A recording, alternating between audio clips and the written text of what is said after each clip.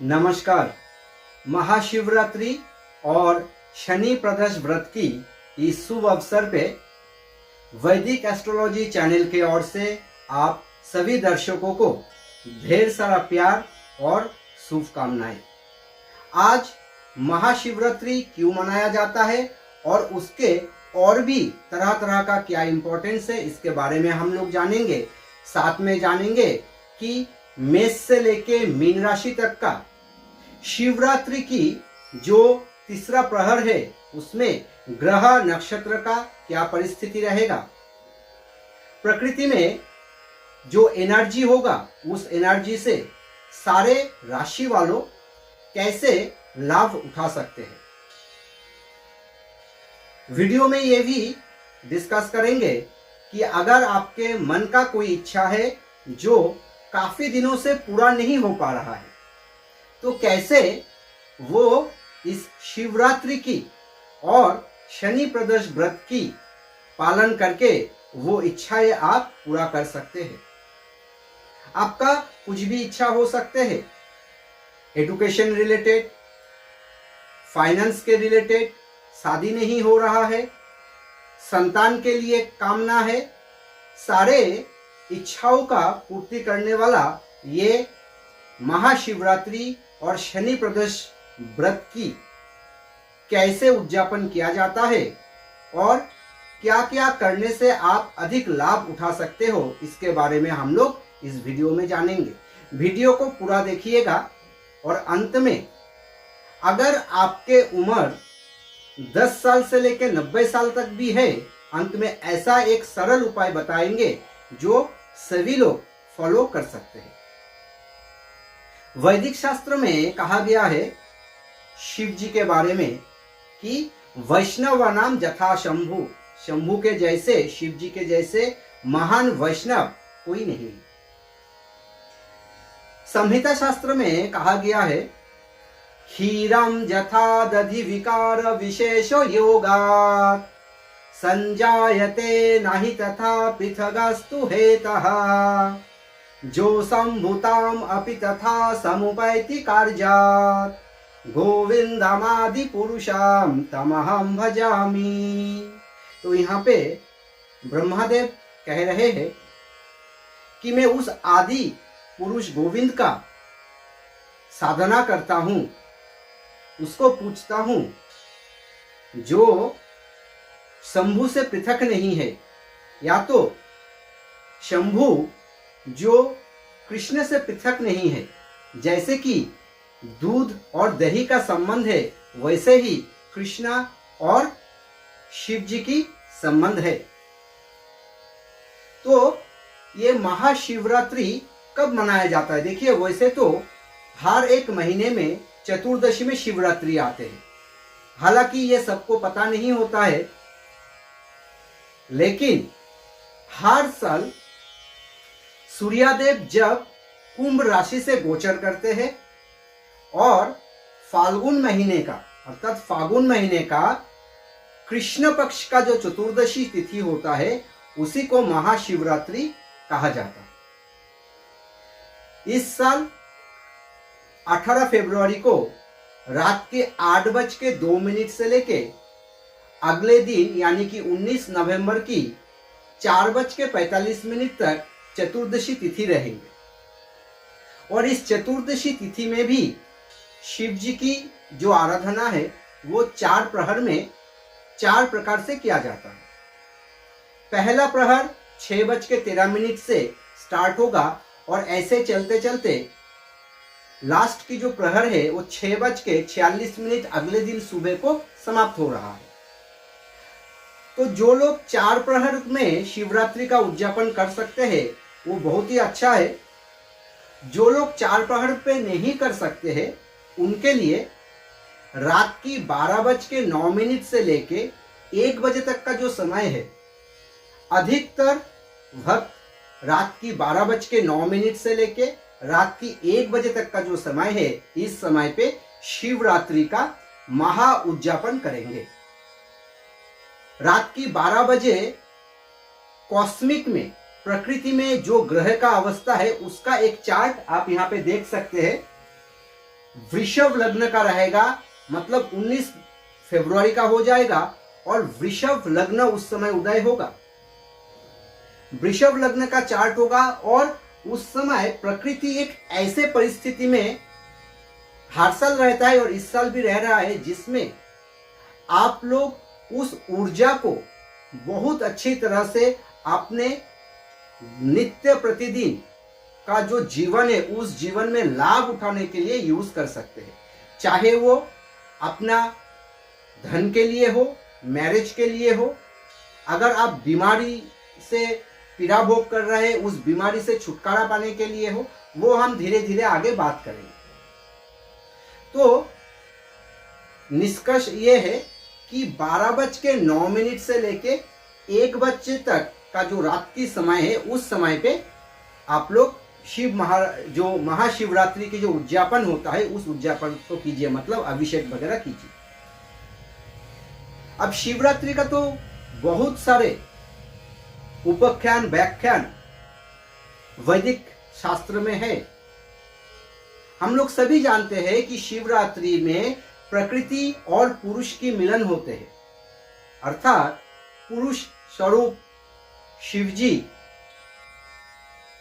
प्रकृति स्वरूप देवी पार्वती का, इन दोनों का मिलन का समय और मिलन का दिन होता है। इसके अलावा भी और एक आश्चर्यजनक बातें शायद आप लोग नहीं जानते कि उस समय पूरा भारत भूखंड में 64 प्लेसेस पे शिव जी का आविर्भाव हुआ था। किसके रूप में? ज्योति के रूप में। उसमें से सिर्फ इस कली युग में 12 ही स्थान को हम लोग जान पाए हैं और इस 12 स्थान जहां पे शिव जी ज्योतिर के रूप में प्रकट हुए थे उसको 12 ज्योतिर्लिंग कहा जाता है। तो ज्योतिर्लिंग का जो प्रादुर्भाव हुआ था वो इस शिवरात्रि वाले दिन ही हुआ था। शिवरात्रि के दिन में मेष से लेके मीन राशि तक की जो जातक जातिकाएं हैं वो सारे शिव की कृपा प्राप्त करके अपने जीवन को परिवर्तन कर सकते हैं। सबसे पहले ये बताना चाहूंगा कि देखिए उस समय पे, जिस समय पे एक्चुअल में महाशिवरात्रि का उद्यापन होगा वो है रात 12:09 से लेके 1 बजे तक का। उस समय वृषभ लग्न बन रहा है। तो जो भी लोग वृषभ राशि के हैं उनके जन्म पत्रिका में शास नामक महापुरुष योग बन रहा है। शास महापुरुष योग के अलावा उस समय पे मालव्य योग, हंस योग, शास योग, पुंस योग, ये बहुत सारे शुभ योग बन रहा है। इसके अलावा चंद्र और बुध की युति हो रहा है और ऑलरेडी गुरु और शुक्र का युति भी, राजयोग का युति भी बना हुआ है। तो ये सारा जो शुभ युति इस शिवरात्रि वाले दिन प्रकृति में बन रहा है, जिसके कारण सारे राशि वाला जो है वो लाभान्वित होंगे। मिथुन, कन्या, धनु और मीन राशि वाले वो मालव्य योग और हंस योग से लाभान्वित होंगे। वृषभ राशि वाले शास महापुरुष योग से लाभान्वित होंगे और सिंह, वृश्चिक और कुंभ राशि वाले शासी योग से लाभान्वित होंगे। मेष, मकर, तुला राशि वाले बुध और चंद्रमा का युति से लाभान्वित होंगे और गुरु शुक्र के युति से लाभान्वित होंगे। कैसे इसको उद्यापन कर सकते हैं? सबसे पहले तो अगर आप निराहार व्रत रख सकते हैं तो बहुत ही अच्छा है। अगर नहीं रख सकते तो सिर्फ फल और दूध पी के व्रत रख सकते हैं।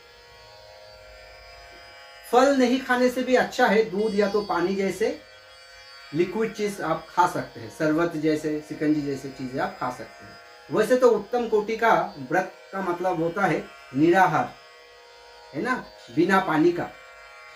आइए अभी बात करते हैं कि इस महाशिवरात्रि में आप लोग क्या क्या उपाय कर सकते हैं।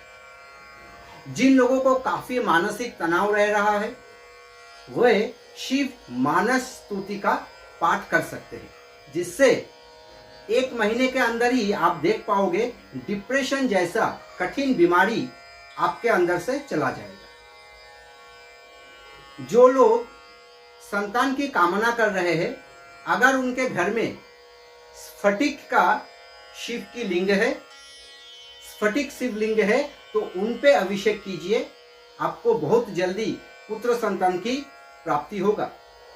अगर कोई प्रेमिक प्रेमिका एक दूसरे से शादी करना चाहते हैं तो शिव जी के साथ साथ वो शिव गौरी स्तोत्र का पाठ करें।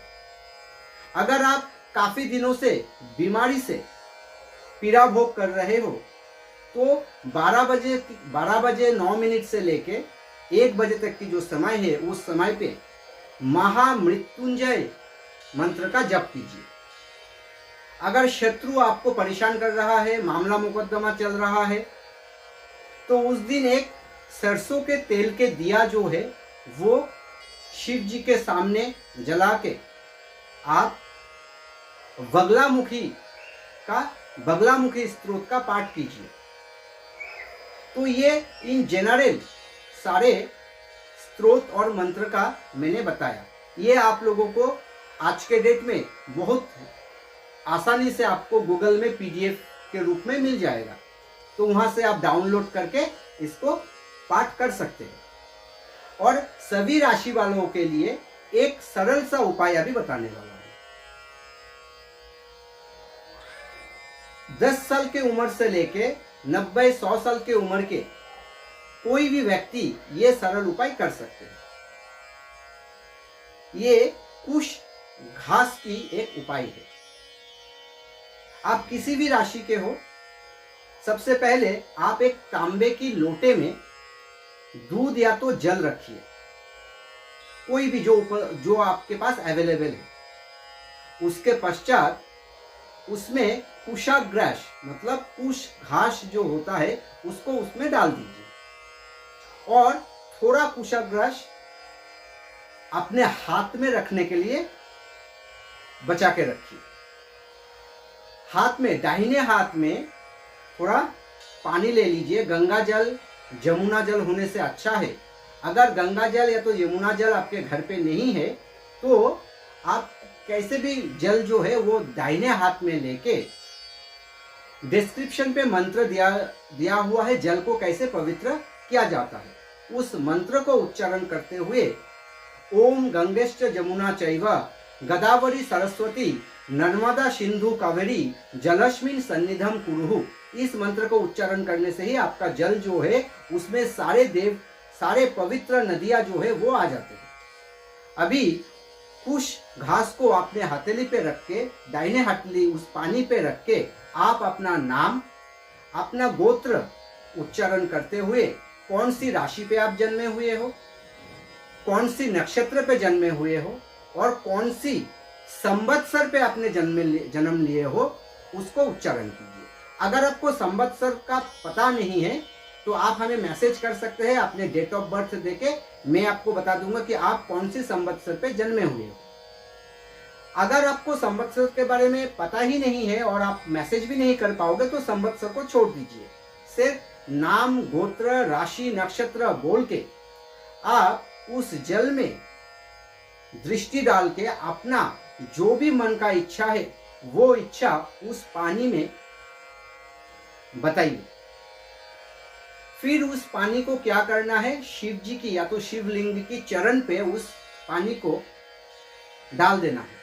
फिर जाके आपको दूध या तो जल से, जो कुशाग्रास आप तांबे की लोटे में रखे थे उससे आपको अभिषेक करना है। अभिषेक करते समय कुशाग्रास जो है वो तांबे के लोटे में ही होना चाहिए और आपके हाथ में भी वो कुशाग्रास होना चाहिए। और आपके मन की इच्छा जो है मन ही मन अभिषेक करते हुए शिव जी को बताते जाए। 1 महीने के अंदर आपका रुका हुआ काम, कोई भी मनोवांछा जो है वो पूर्ण हो जाएगा। उम्मीद है ये वीडियो आप लोगों को अच्छा लगा। इसी प्रकार से हर एक फेस्टिवल का अपडेट को लेके मैं आप लोगों के सामने आऊँगा। आप लोग स्वस्थ रहिए और खुश रहिए। नमस्कार।